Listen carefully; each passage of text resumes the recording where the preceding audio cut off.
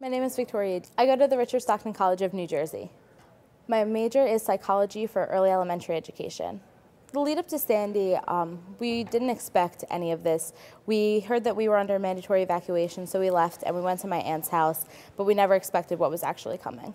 When Sandy hit, we were told by a few family members and a few friends that our house was fine.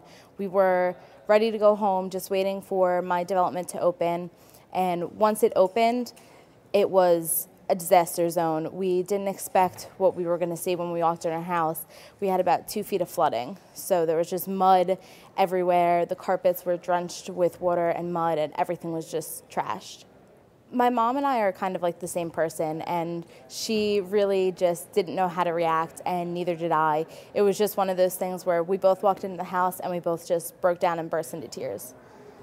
So many other people that I know have been affected. And I grew up right by Long Beach Island, and just everyone's homes were destroyed and all their personal belongings, and it's just horrible to see so many friends and families and just neighbors that I've known my entire life going through this. My mom and I are staying in Toms River at a family friend's house. My grandma is at my aunt's house, and my sister is at a friend's house, so we all had to separate because of the storm. Being away from my family feels very strange. I'm not usually away from them for long, other than the few times I've lived on campus, and it's just weird not to wake up in the morning and see them all. We all still communicate through Facebook and through text messages, phone calls, and we still meet up every time we go to the house to try and clean up. So I do still get to see them, it's just not going to be the same.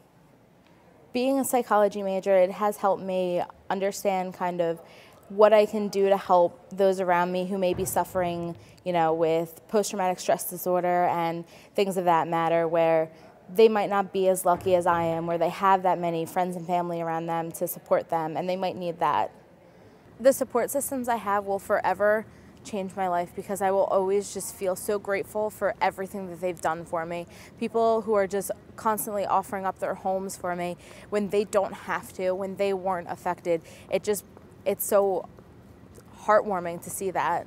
Just driving down the streets, I see everyone from all over the place, California, Texas, Washington State, so many different license plates all coming together to help. The only thing I really can think of to say to them is thank you. Up until now, I never realized how grateful I was to have what I have, until I started losing my personal belongings, my childhood memories, the house that has been in my family for over 60 years. I never realized what everything really means to me. I lost a house that I grew up in. The walls are still there, but everything inside has to go, and nothing is going to be the same there. In 6 months, if things don't get better by that time, I'll still have my friends and I'll still have my family. At least everyone survives. Things can be replaced. People can't be.